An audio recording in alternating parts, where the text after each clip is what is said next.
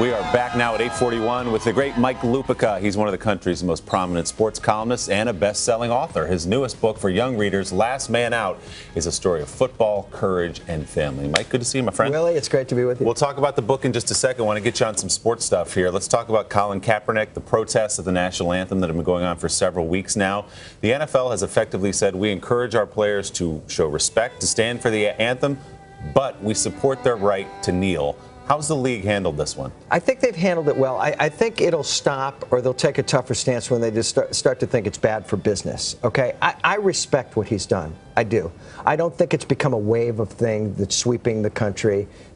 But it's also not the freedom marches. Okay, and I think he really hurt his own cause, Kaepernick did, by even predating this, by wearing socks that depicted policemen as pigs. I think it works against what he's trying to say. And what bothers me, Willie, about this thing is I think other guys are joining in who aren't quite as passionate about this as Kaepernick is, and they're sort of treating it like it's the ice bucket challenge, you know?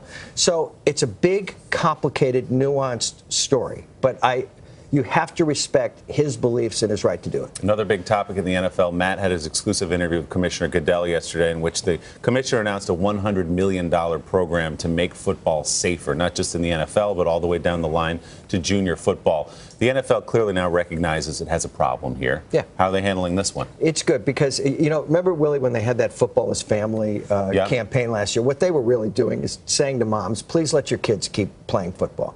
The league, this isn't Goodell's fault. The league got religion really late in the church service about concussions and head wounds and all the rest of it.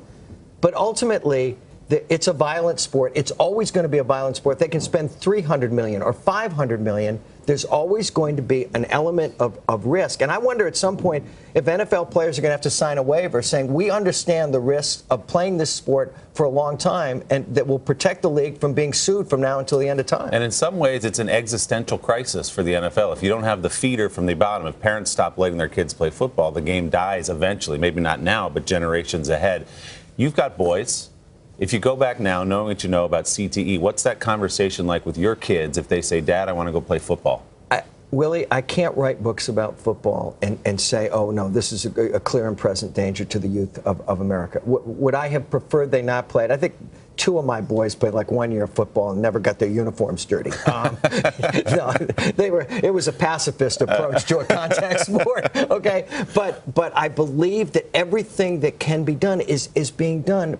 But there is going to be an element of risk from Pop Warner, which is, you know, my new book is set in Pop Warner, on. Well, let's talk about the new book. It's called Last Man Out. You were just saying in the commercial break, you always give your characters in these books a hurdle to climb before they get where they're going. And this is the most I've ever thrown at a character. Tommy Gallagher is the son of a hero firefighter. As a New Yorker, I wanted to write a book about a firefighting family, and he loses his dad. There's no spoiler alert. In the first chapter, his dad goes in to get one more kid. It's the classic story. They go in when everybody's out. They find out there's one more child in a burning building. Tommy by now knows the difference between the sound of a fire and the sound of an ambulance. He hears both while he's wondering why his father's not up in his perch in the stands where he's always been.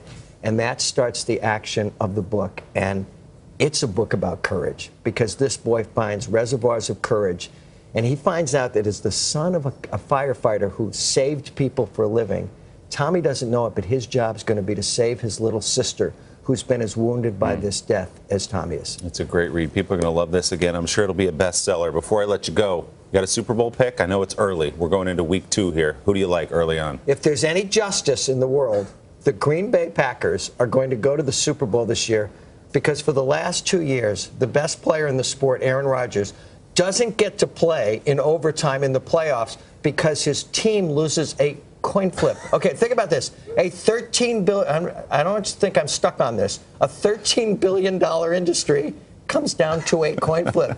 Does that make any sense? You're fired up about this one. No, I'm fine. I'm still going with the Giants, my friend. Again, the book is Last Man Out. Don't laugh at that. Mike Lupica, great to see you, man. Thanks, Willie. Hello, Today fans. Thanks for checking out our YouTube channel. Subscribe by clicking that button down there, and click on any of the videos over here to watch the latest interviews, show highlights, and digital exclusives.